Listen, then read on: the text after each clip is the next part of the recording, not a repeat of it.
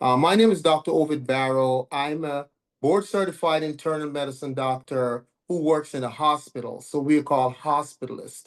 So a lot of times, by the time we see the patient, and if they're coming in for an indication, some problems with diabetes, it's towards the end or a serious situation. So we don't get the typical newly diagnosed diabetic that we're going to manage in the outpatient setting. This is usually when it gets worse, and you'll understand what I'm talking about. My talk today is going to be a little different. I like to be different. And being an ex teacher, I, as a student, battled with understanding certain things. So I have to come up from the bottom, radix, and I like to break down and make sure people understand what we're dealing with. And so as we go through these slides, which is, they're not a whole lot, they're not going to hit you with all kinds of statistics and all that stuff.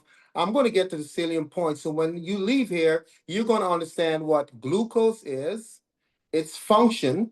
You're going to understand what insulin is, its function, and insulin insufficiency, which is a big part of what we're doing, what we're discussing today. So the first slide says diabetes type 2, and then we go to the next slide. So let me share my screen with everyone. Look at our presentation today.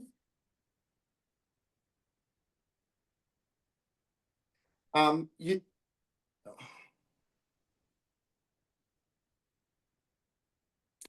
okay? That's the first slide. Second one. Okay, type 2 diabetes is going to be our discussion. I know there are different types of diabetes, type 1, gestational diabetes, but we are going to focus on type 2 diabetes. It's the most common type. And type 2 diabetes is an impairment in the way the body regulates and uses glucose as a fuel. Next slide.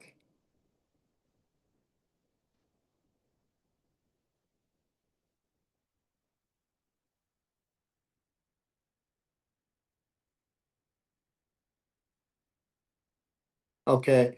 So we're gonna again. I want you to understand things are not going to be in the way you normally go to one of these talks and see people pull down, rip down all these statistics and all that stuff. That is not my intent. So long-term effects, diabetes can be a chronic, long-lasting health condition that affects how your body turns food into fuel. This thing is all about food and fuel. Next slide.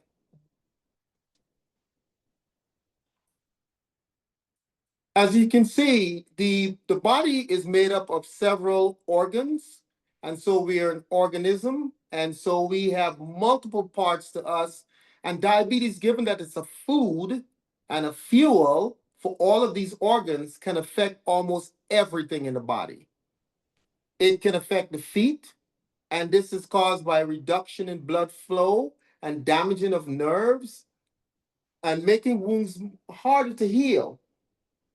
So infections are quite common in a diabetic if they do not address their feet and should see a podiatrist at least once or twice a year because they have an increased risk of amputation. If the blood can't get there, the fuel is not going to get there, and the resources that that organ needs to survive, it's not going to happen. Your mouth, increasing harmful bacteria and causing cavities and gum disease. So again, we're seeing that disease, infectious disease, can occur as long-term effects from diabetes. I put sexual health in there because for our men population, I think that is the one that makes them sit up rather quickly. Yes, it can damage nerves and reduce blood supply, causing erectile dysfunction and also vaginal dryness. In fact, sometimes the initial presentation for diabetes will be yeast infection from women. Um, Coming back to men, men seldom want to talk about their sexual dysfunction as a result of diabetes, even though the doctor knows that you're diabetic. It's a conversation that is avoided, and they have to feel very comfortable, or the doctor has to really set the framework for them to discuss that. Kidneys. A little organ, but a very powerful organ, which has about 25% of the blood flowing through the kidneys. And we know that a lot of people who have diabetes end up having kidney problems, again, because of flow, and you have a reduction in its ability to filter.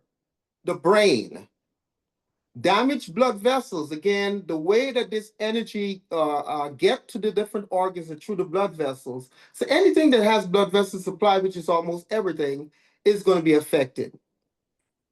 Now we're calling it diabetes type 3 with the dementia that we're seeing. We also have the heart. Anyone who's diabetic is going to be considered having coronary artery disease equivalent because it has to do with energy and fuel. Next slide.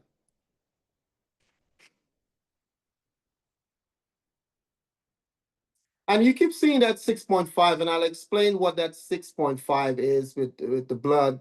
So you can better understand once we diagnose diabetes, how that is vital.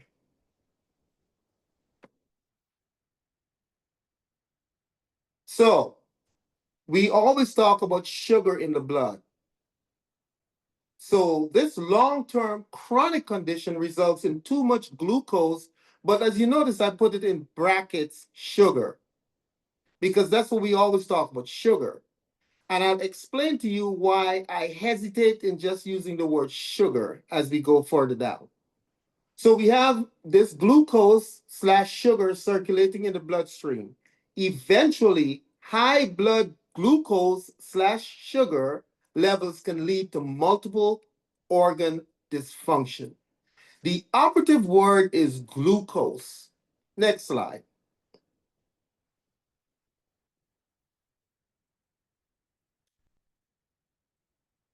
There's a little delay in my slide, so I am pulling it up and then I'll hit that slide. Alrighty. So where does glucose come from? This sugar that we talk about. Before we start talking about diabetes and using these fancy words, we used to say, hey, this person has sugar.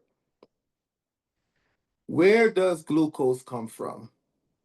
We've all heard the terminology carbs. So I'm going to try to break it down for us to really understand what we're dealing with. And from this, you'll be able to build and expand on your knowledge of diabetes. A lot of times we start with all these other things about diabetes, but we don't get to the root cause. Carbs. They're simple carbs and they're complex carbs. And when your body takes in food, it has to break it down, especially carbs. We're dealing with carbs. There are other food sources, fats, and their proteins, but we will talk about carbs because that is where our sugars come from. Now, as you see, simple carbs can be broken down into what is called monosaccharides, which I think is a Greek word for sugar, and disaccharides. There's also complex carbs, which are polysaccharides. And let me quickly just talk. Those are starches and fibers, and you'll see the importance of that later on. So when we have the disaccharides, which we commonly know, those are the sugars that we talk about. Those are maltose, things like barley. I'll go further into that. Lactose. We've heard lactose intolerance. Those are milk and sucrose. Things like beet sugar, cane sugar. But how do they become the disaccharides, which needs another step to be broken down for us, our bodies to absorb? It's this glucose molecule. And for our biology teachers, we know glucose, we know hydrogen and oxygen. The building blocks of our food source is combined of carbon, hydrogen, and oxygen. Therefore, we call it carbohydrates from carbon, hydrogen, and oxygen, which are the water molecules. We're hydrating the carbon. That's how we came up with the name carbohydrates. So we have the disaccharides, which are, for example, are cane sugar, the sugar that we usually use in our kitchen. But that has to go through another process. And how is that made? That is made from glucose, being the building block for all of these disaccharides, we're going to have a glucose molecule and we're going to have a fructose molecule. And when we combine a glucose molecule and a fructose molecule, we end up getting sucrose, which is table sugar, beet sugars that we use. Now, glucose is the only thing that is of importance to our body for energy. The brain sees glucose as its source of fuel. This is why this topic, when I said sugars, because most people think that glucose is the only sugar. And that is the main sugar we're talking about is glucose. So in order for us to get maltose, we have two glucose components. And this is important because the types of carbohydrates that you consume can dump a lot of glucose in your bloodstream. And it is glucose that we measure. We're not measuring fructose, we're not measuring milk sugars or anything else. We are measuring glucose. The action is with glucose. So if we don't have glucose, there's another backup system, and we'll talk about that later on. But the action begins with glucose. Now, what happens to fructose? Fructose again is the combination between glucose. Sucrose is the combination between glucose and fructose. So the fructose that comes into the body has to go to the liver. Two organs are important when it comes to fructose.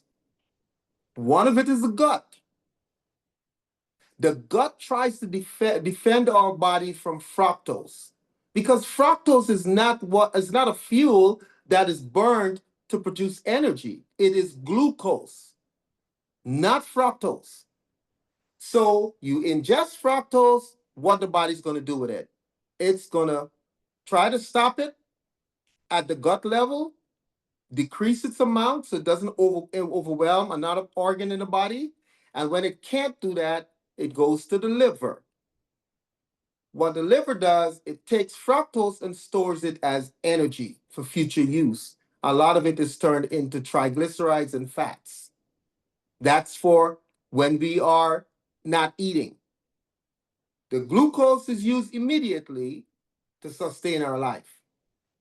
Galactose, again, combined with glucose is going to cause lactose, which is milk sugar. Our bodies don't use that as a source of energy, but it uses the other half of the combination, which is glucose, to produce energy. So when you eat these things, you are going to get some glucose there, but the other portion goes to the liver for clearance and storage. If you have any questions, please raise your hand, put it in a message, and I will try to address it as we go along so that we have some clarity. Because my learning style was if I didn't understand one part, it could really prevent me from understanding the whole. So please, if you have questions out there, please go ahead and put them in the chat, and I'll try to respond to them as promptly as possible. Now,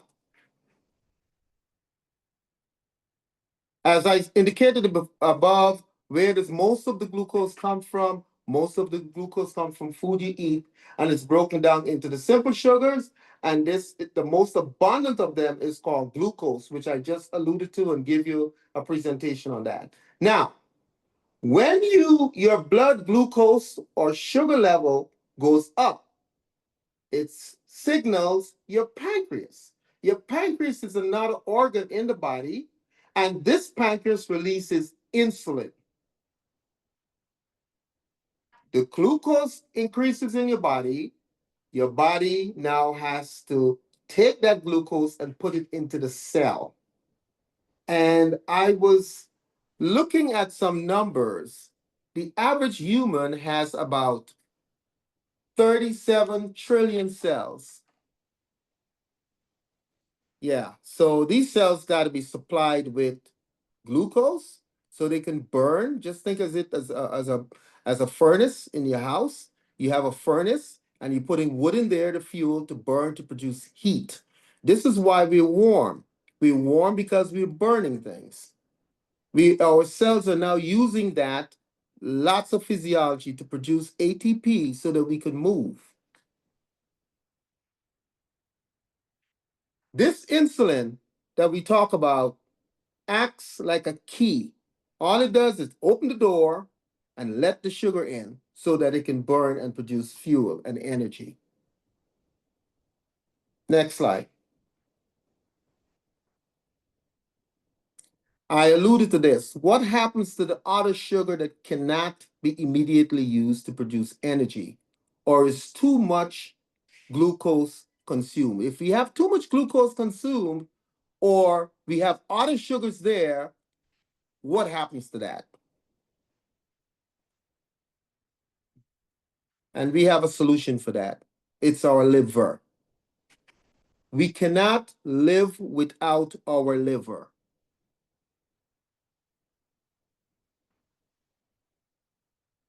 You cannot live without your liver. Your liver does all of the chemical factories, is the chemical factory of the body and does all the processing, breaking down poisons, you name it. So even when we make medications, we always got to think about the liver.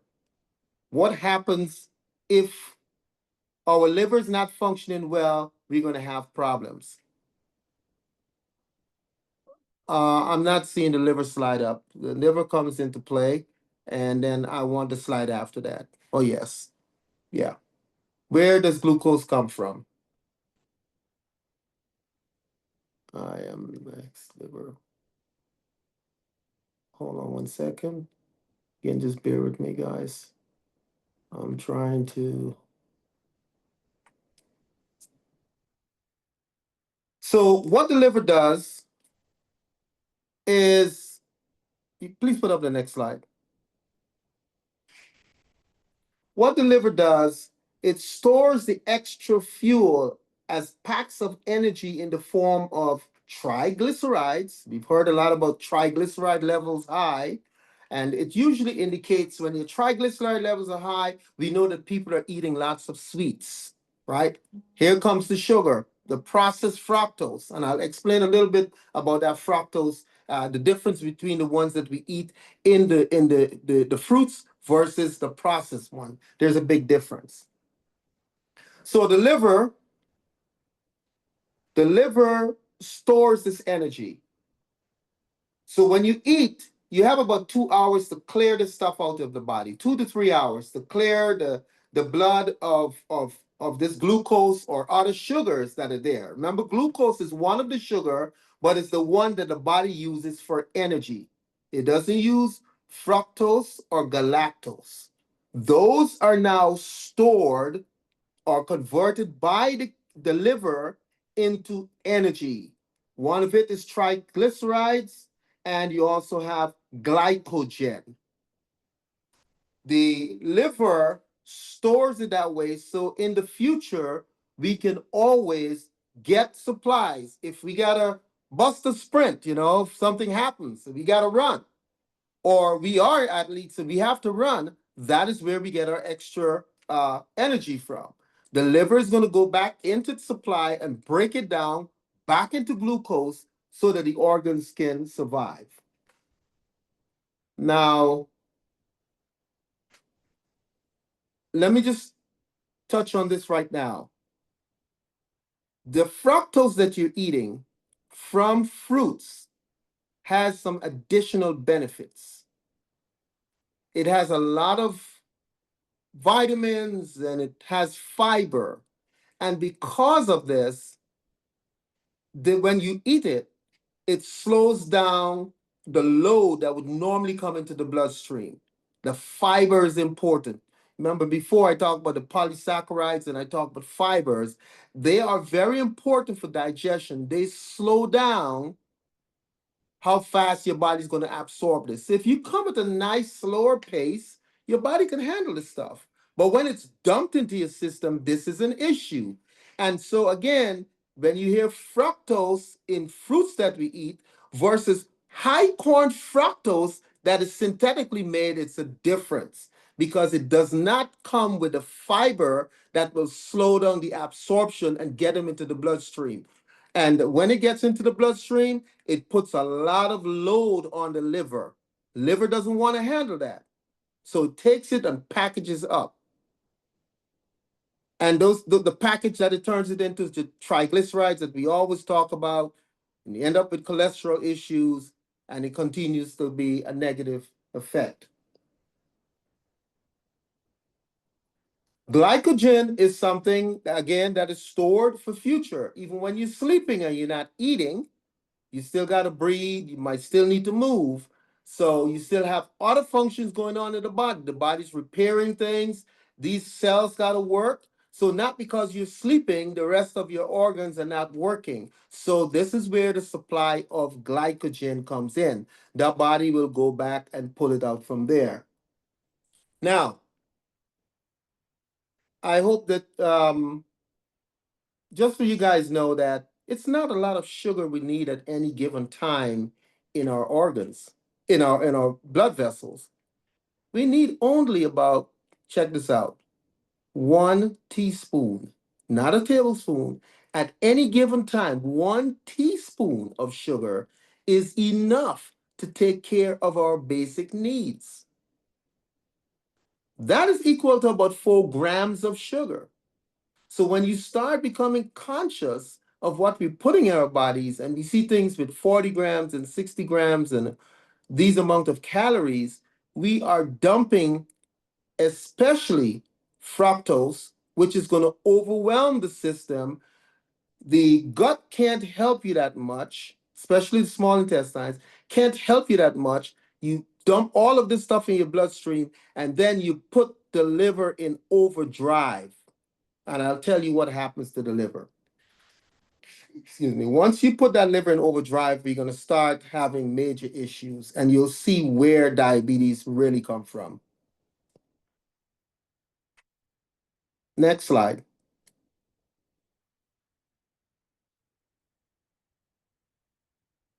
So,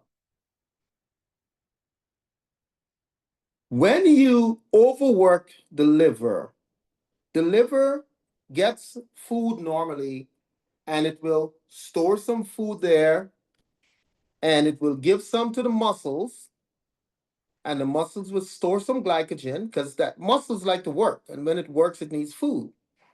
And when it can't store it in those places, it goes and stores some of that food and fats in and around the organs in the belly, what we call visceral fats. And then after that is overloaded, it stores more fats in the subcutaneous level where we can hold our belly skin, our arms and legs, and we can feel it, the thickness. That is, again, another area that the body is going to store fats.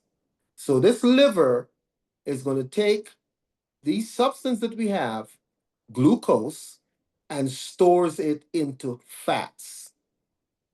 A lot of times you hear we talk about proteins. Protein is not used as an energy source. Athletes use a lot of proteins, and that is for repair, not for energy. The source that we use for energy is glucose. I want you guys to understand that. Now, when you have diabetes, your body either doesn't produce enough insulin, because remember, insulin is the key that has to open the door to let the glucose in so that it can burn as energy. So it does not produce enough glucose, or there's a breakdown in the signal that tells the cell to take in the glucose. So yes, you have a key, but somehow the signal or the key is not, it's defective. It can't open the door. Insulin is produced by the pancreas so that you can have this key to open the door of the cell so it can burn. So type 2 diabetics take years to come on, but it doesn't mean that insult is not being done to the liver for years. Initially, the liver is able to compensate and make lots of insulin to take care of the sugar load that is in the cell. So it starts from young. We start using these fructose because it's so sweet. Fructose is the sweetest of the sugars there. So you don't need to use a whole lot in foods, and this is what they do. I just want to bring, just for your knowledge, there are other types of sugars too. There xylose, you might see gum that you eat, chew on. Those have sugars in there, but because the bacteria doesn't like the sugar, it doesn't process it, it breaks it down, and that's not cool. It needs heat. So it takes heat from your mouth, and that's why you have that cool sensation in your mouth. But those have minimal calories there. So gum doesn't have the same effect because of that alcohol sugar as fructose is. I'm not telling you not to enjoy life, but fructose has, you got to pay it back. It's sweet in the mouth, but it wants its payback. So for years, your body's now churning out more insulin to take this sugar into the cell. Eventually, it becomes overwhelmed. So either you overwhelm the system, or what happens, there's a disruption in the signal. From the time the door is open, it cannot signal for glucose to get into the cell. And this is what we call insulin resistance. And there are a whole bunch of things that can cause this. Sometimes you're making enough insulin, but as I said, the signal is not working. There's a disruption in the cell's response to the insulin. And too much sugar remains in the blood, and sugar does other things to the body. They increase inflammation, poor healing, they attach to other things, they're pulling water with them. Sometimes people have excessive urination. As I said before, you're going to have yeast formation. So we have multiple things now going wrong with the insulin.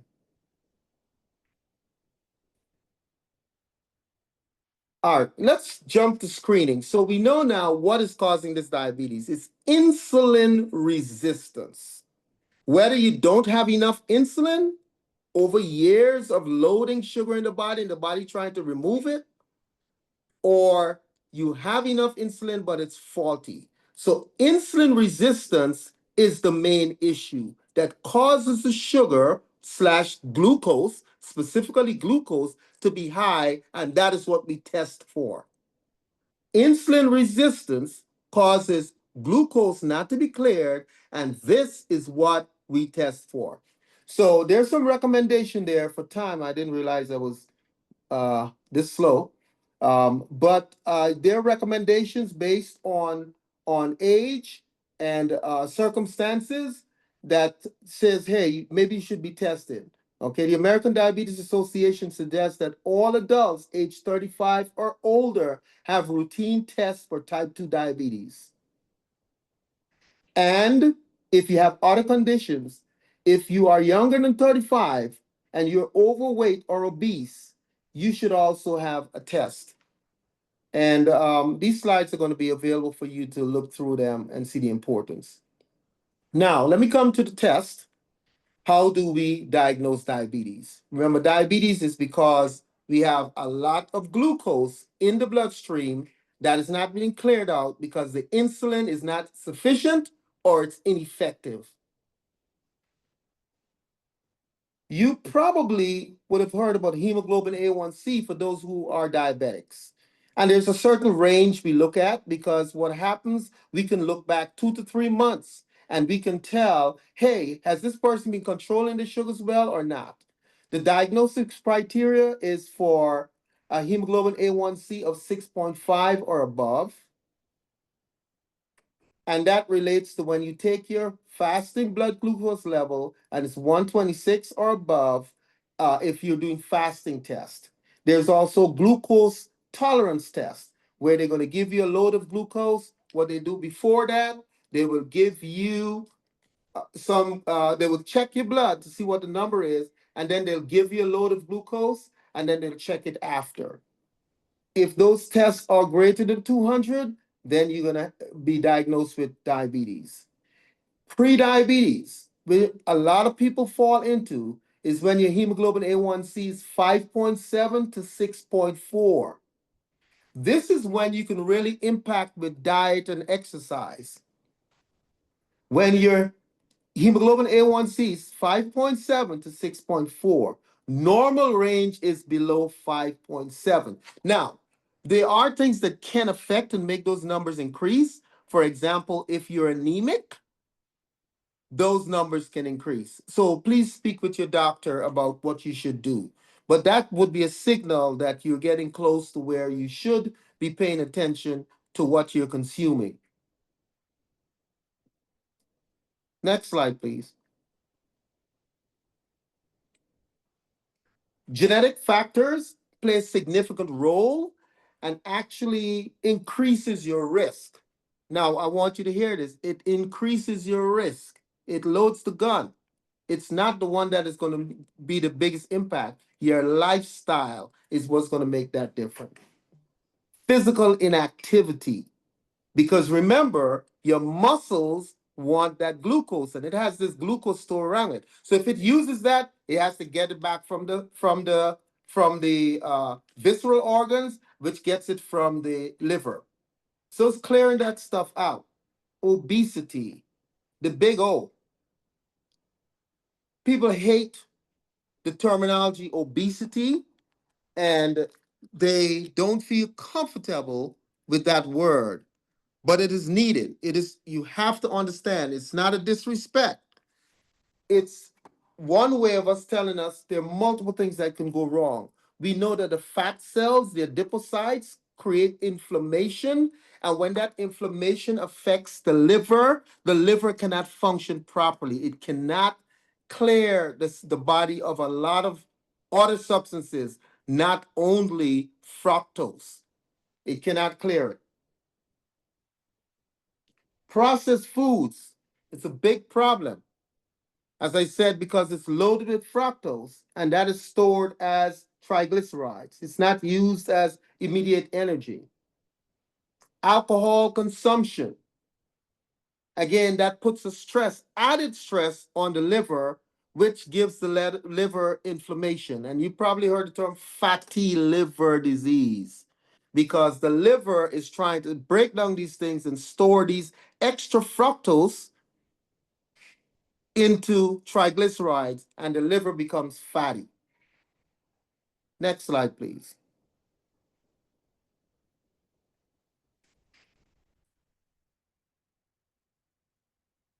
So, managing diabetes, we get insulin. So, I try to think about this. We're getting insulin, but we have insulin resistance. So, how does that work? Why are you giving me insulin as a diabetic, and I have insulin resistance, which is the cause of sugars rising in my bloodstream and causing me to be a diabetic? Well, remember, I said it takes years.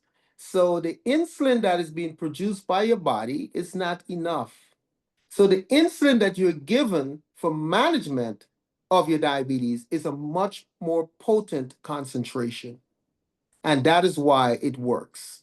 But we have to be mindful that insulin in itself helps you to store things and build things so you can have some weight gain with that. Again, we are giving the insulin to lower the blood sugar level. Now, here's the thing, a lot of us feel good if we go out, we eat, we can monitor, oh, my sugar went up, I take some more insulin. But remember, insulin is just the symptoms of what is causing your sugars to increase like that. It's because of resistance of your sorry, not insulin. Glucose is a symptom that's causing us to know that your sugars are high, but it's the insulin that does the work by clearing the sugars out. Now, if we are obese, if we're not active, if we're loading ourselves with these foods and then turn around and use insulin to clear it, we're not really taking care of the problem. So be mindful of what we're eating. Next slide. I spoke about lifestyle changes, the benefits of exercise. As I said, there's a strange phenomenon about exercise, guys. This is very vital. And some people, some believe that after you eat, you should exercise. Because for some reason, your muscles do not need insulin to take in sugar. This is why exercise is so vital. Your muscles don't need insulin to take in sugar. So you can help to clear the body of high sugars by exercising. This is how a lot of people reverse diabetes from pre-diabetes back into the normal range. Again, you can look at the slides. What can help with how exercise can help with blood sugar? It helps with weight loss and it helps improve your emotions. The negative things, if you're not exercising, you increase your risk for heart disease, high blood pressure, and stress. Next slide, please. Alrighty. If you look at this slide, it's the role of the educators. How can we help to make awareness of type 2 diabetes?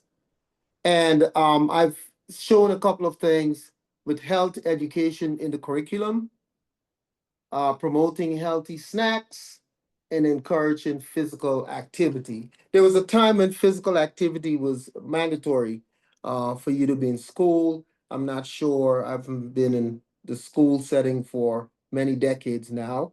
But that will improve a lot of our conditions that we have. Remember, diabetes has been happening since we started giving our kids these juices, right? We think that the juice is great. The juice has fructose in there, and we don't have the fiber that helps us. Remember, when we eat the actual fruit, we get the fiber that slows it down so that the body can handle it properly and don't overwhelm the liver. Because the action really is at the liver and the pancreas. If we overload the liver stores it as fats, as very compacted energy, and then it has to put it around the body for safekeeping so that when we need it, we can use it. Next slide.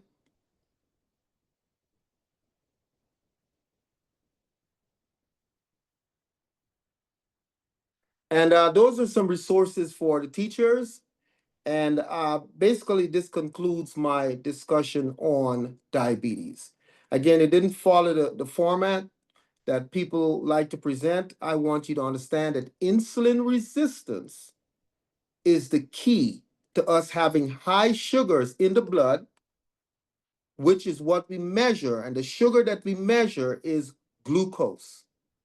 Glucose is the only sugar that most of the cells want to use, the brain especially. There's another substance that the brain can use, which is called ketones or ketone bodies, the byproducts of fats. Remember, fat is another compacted form of energy that the liver stores. But yes, when people fast, we hear a lot about ketones and ketone bodies. The body will switch over, the brain will switch over to utilizing ketones to survive. This concludes my discussion, and I am available for questions at this time.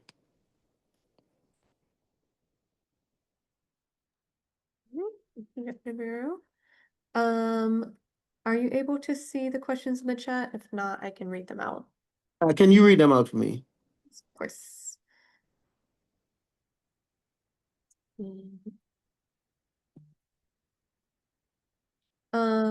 We have one person says, I am diabetic. What do you recommend for chronic kidney disease? Okay, there's new medicine coming out. Our kidney doctors, I always call them the smartest doctors we have. There's new medication like Farxiga, which helps to preserve the kidneys. And that is a medication, we call it SGLT1, which is sugar glucose transporter.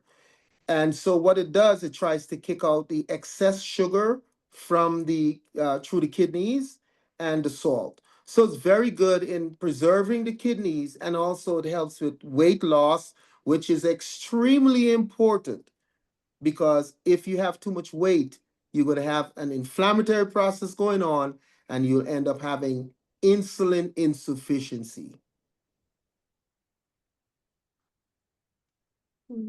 Another question says, is milk not good for, high blood sugar? Right. But remember, we do not measure when we talk about milk. Milk is a combination of galactose and glucose. So you'll always get glucose in there, but the other part of it is used for other things, and that in itself is not used as energy. The galactose is not used as energy. The liver will store it and convert it into fats, either triglycerides or fats. Can you speak a bit about how diabetes affects the eyes? Yes, diabetes affect the eyes because it forms something called it creates new vessels. Put it that way, it causes new vessels to grow.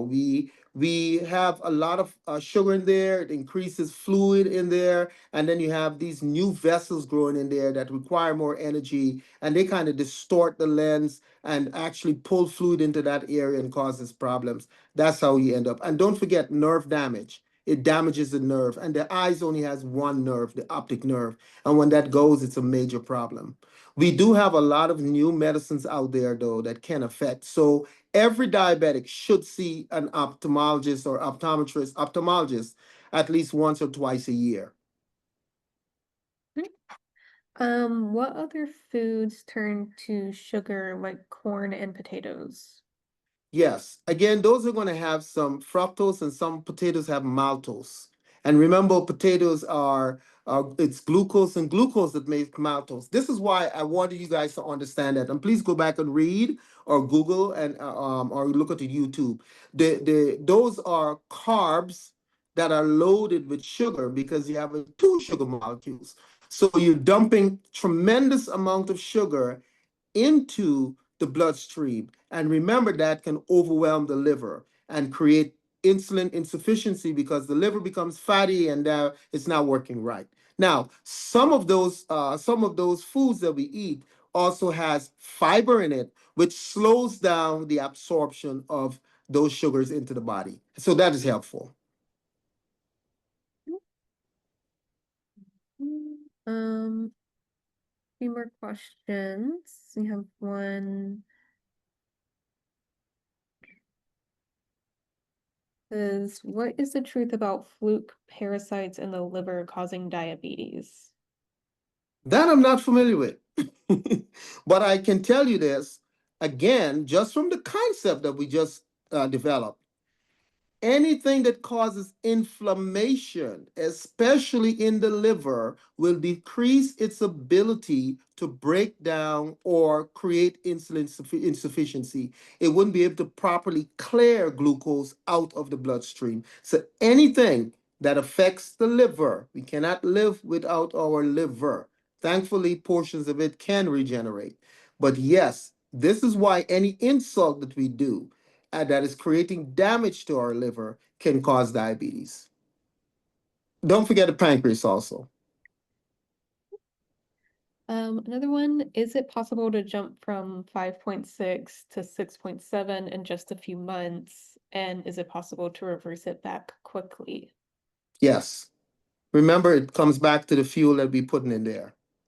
If we're loading it up with fuel that is mainly mono or disaccharides and it's fructose and the other galactose that our body don't use as initial energy, it's going to overwhelm the liver, and then the liver is going to not be able to clear out the glucose it's supposed to do because it's consumed now with breaking down all this stuff, a lot of physiology. Oh, I have to break out the glucose, but I have so much other work to do, it overwhelms it. When the liver becomes fatty from using these other sugars, it the insulin doesn't respond properly.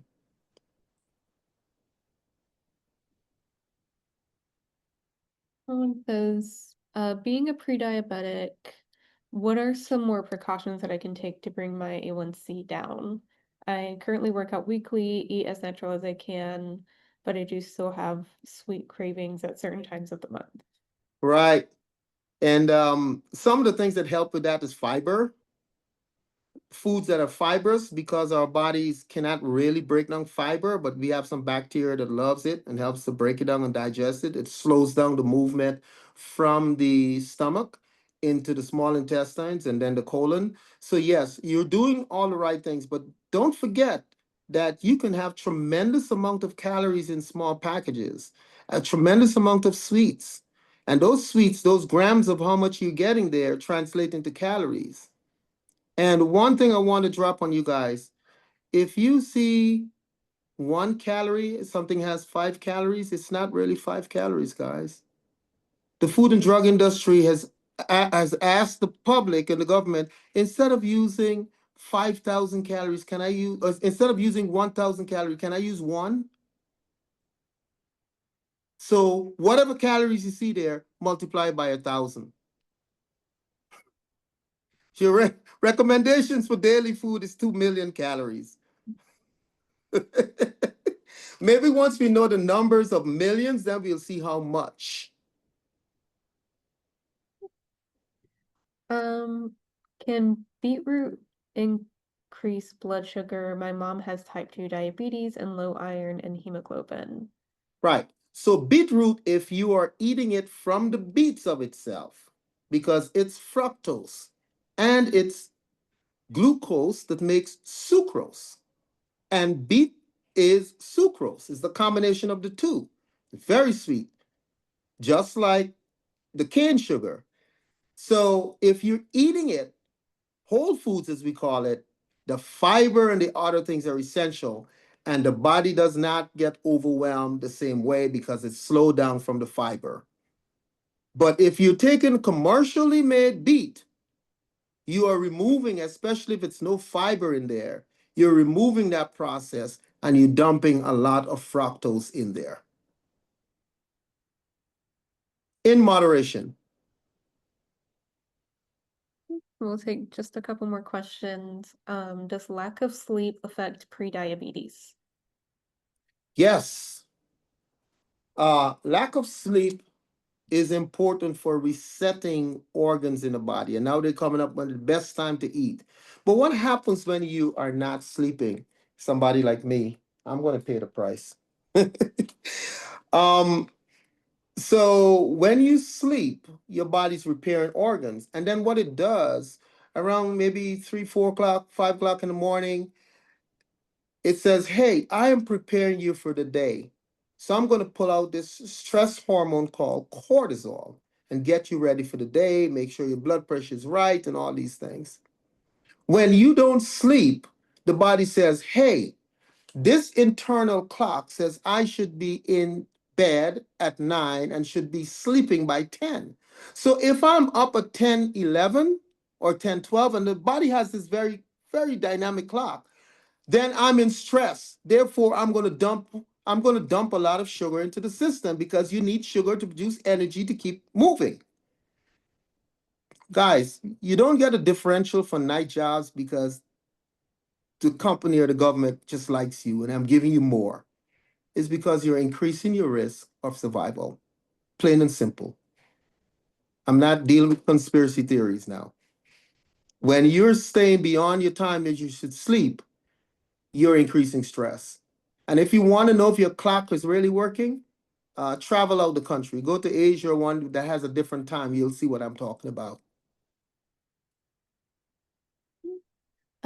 Does diabetes affect blood pressure? Yes, because of the nature of the fats and because the hemoglobin A1C, what happens with that? It causes little tags to grow on top of the sugar, making it harder to move, increasing pressure in the vessels. It's vice versa.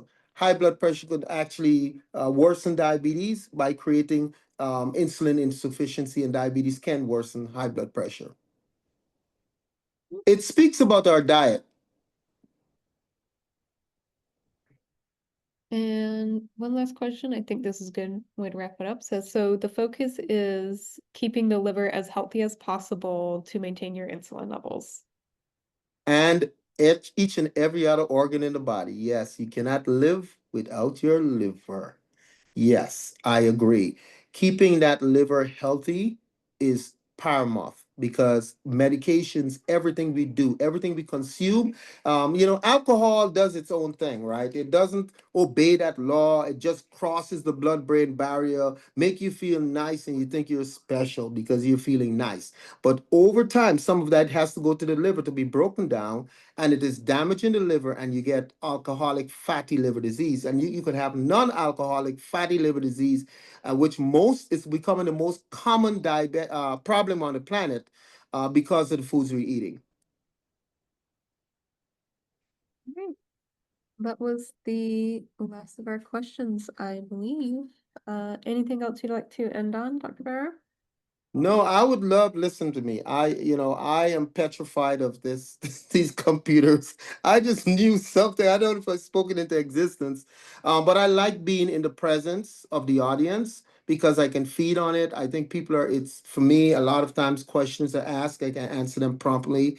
So I would love to have the opportunity to present in front of folks instead of via Zoom in the future. Well, thank you That's so much. duly noted. Thank you so much. Duly noted. Absolutely. We'd love to host you as well. So we just need to figure out a location, but thank you so much for that opportunity. It was a great turnout today, and the information you shared clearly was impactful. We had lots of questions. And if you would rather come in person, then we would rather have you in person. So we'll Sure, talk. please do. Thank you. More than be happy to do it. And if anyone else needs any for me to talk about this stuff, it's such a vast discussion. I try not to because you can get into the weeds. I'm surprised no one asked me about the new medications that are available. I am very surprised. There are tons of new medications now that mainly help with weight loss and increases insulin production. And those are pretty big. And please ask your doctor about them because they're very impactful and they can reverse that insulin insufficiency that we have. Okay? So please, if that anything I want to part with is to ask your doctor about the new medications that we have. They do have side effects, but moreover, they're better than the other medications we're taking. Thank you. Well, someone just did put a question in there about Jardiance. They said, how about Jardiance? Yeah. Yes, and those medications, they act like they're normal. They belong to a group of chemicals in your body called incretins, right? So whenever you eat, your body has these messages that says, hey, come on, I need to clear stuff out, I need to get things, I need to tell my brain that this is nice. So there's a brain component to that. When you take these medications, they're glucagon like proteins. So glucagon is a chemical that your body uses when glucose is gone, glucagon. So when you are sleeping and you don't have that amount of glucose circulating in your body because the body is quickly repairing things, your body goes to the liver and breaks down glycogen, right?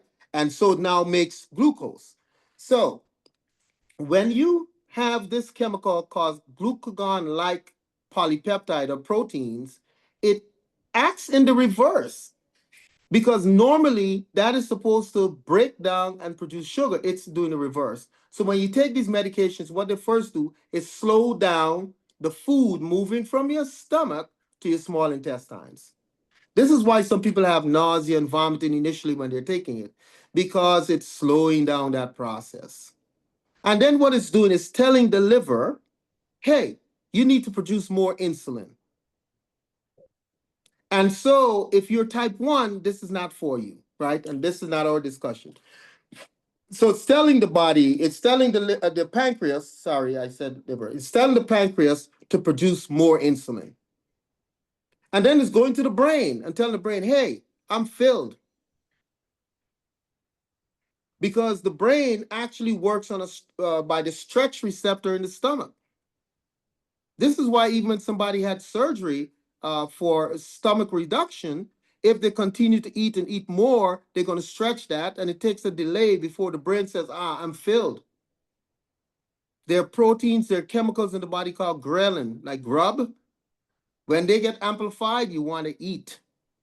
So it turns off that ghrelin and make you not feel as hungry as you would normally do if you're not on these medications. And then most importantly, you lose weight. And when you lose weight, you're helping to repair that insulin insufficiency.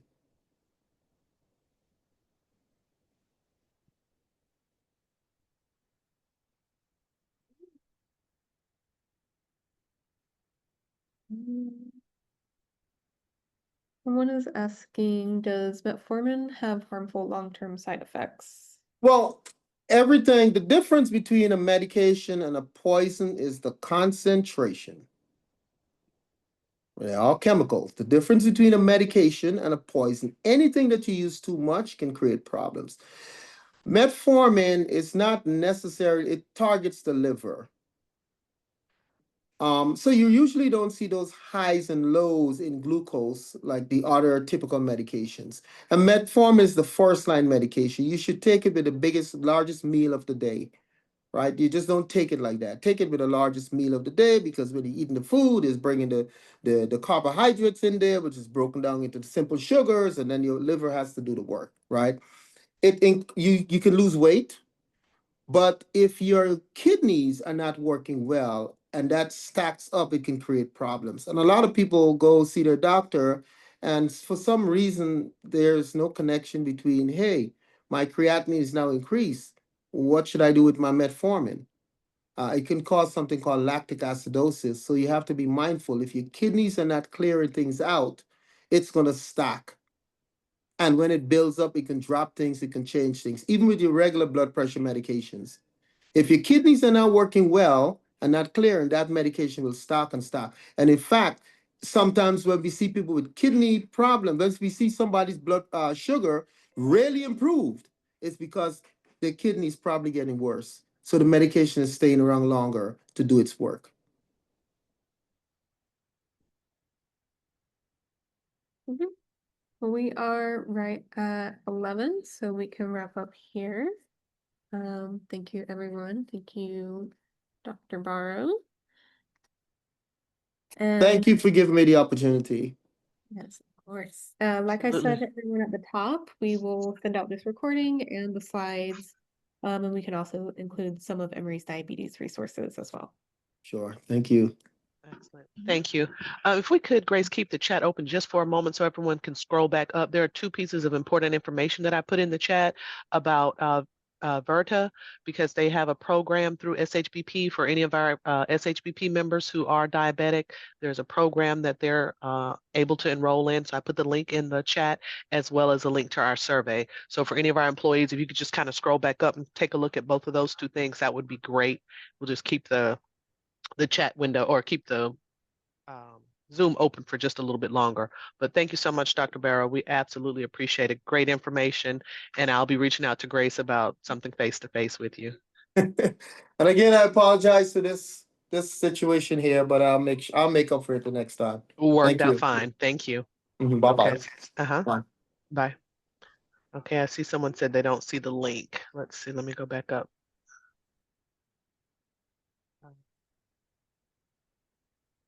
Yeah, scroll up. It's up there. Let me see, because there's the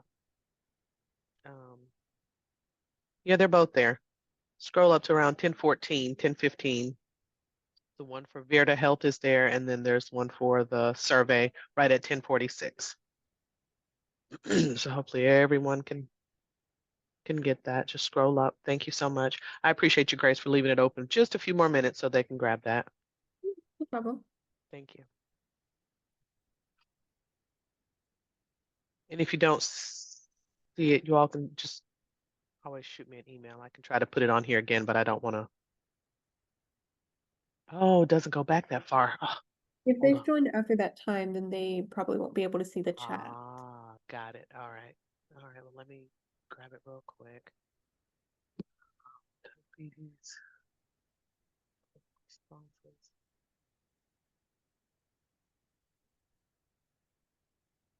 All right. Well, there's the link to the survey. Let me grab the Verta link, because that's very important as well. It's a program that can help our employees in it's a diabetic, like it's a group, to learn to be to be healthy and eating right. They give away prizes, all kinds of stuff. Um, Make sure when you send the link, Cheryl, to Uh-huh. make sure that it's sent to everyone, not just the hosts and panelists. Oh, that's the problem. Well, that's the only option I have. Hosts and panelists or just Maybe the host. here. Oh, here. Huh. Here, I can send this link to everyone and grab it and send it.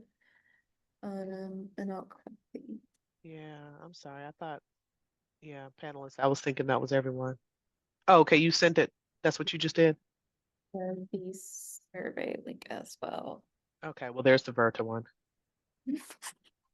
Thank you for bringing that to my attention. I didn't realize I wasn't even sending it to everyone.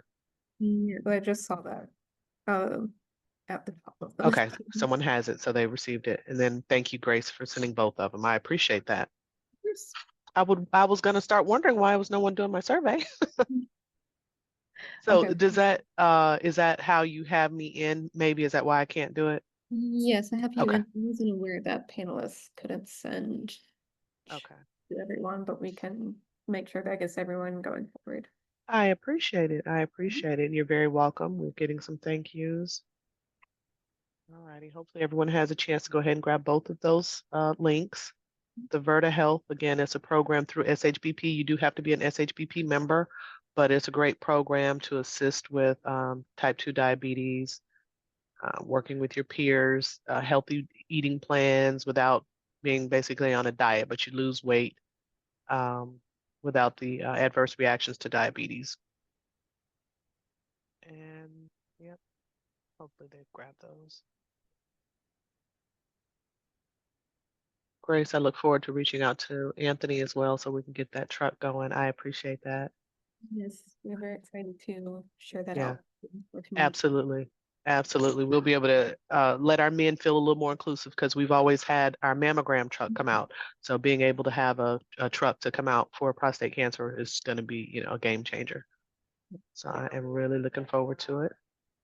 All righty, we still have quite a few participants. They're seeing the links. Hopefully they can go ahead and read them. So we can let you free up your day, Grace. We appreciate you though, staying on the line. First, you stay on for a couple more minutes, Yeah, couple more 11:10, just so everyone can have a chance to grab those. Okay, good. Thank you. So 4 more minutes. Anyone that's on, if you all could go ahead and grab those links that Grace put in the chat for us. So one is for Thrive, so we can get your feedback and bring you other wellness type webinars and hear what you may have learned, what you'd like to know more about. If it's more diabetes, so be it. We'll bring it. Dr. Morrow, you said, you see, he was ready to do it in person. So whatever we need to do. And then the Verta, if you have type 2 diabetes and you have SHBP, they have a program. So the links are there for both of those. If you could grab those real quick, and then we'll let Grace get on with her day.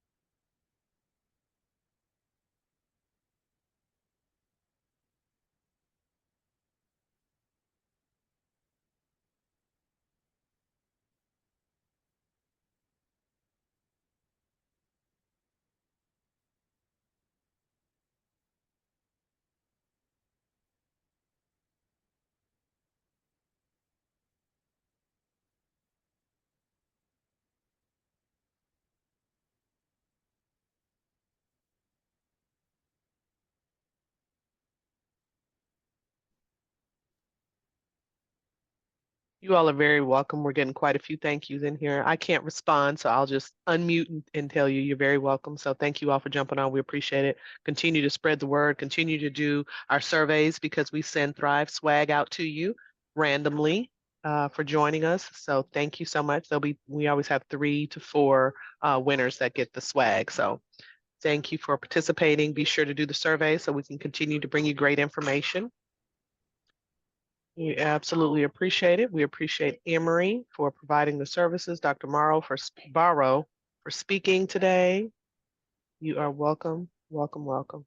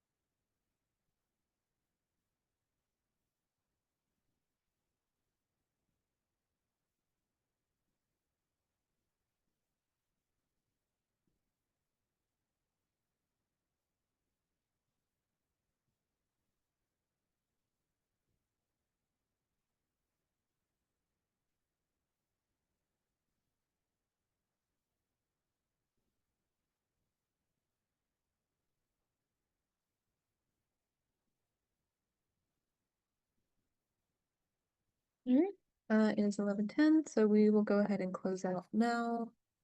So I will send the information to you afterwards so you can share out with your network here. Excellent. Thank you so much. Everyone have a great day. Have a good day. Bye. Thank you. Bye-bye.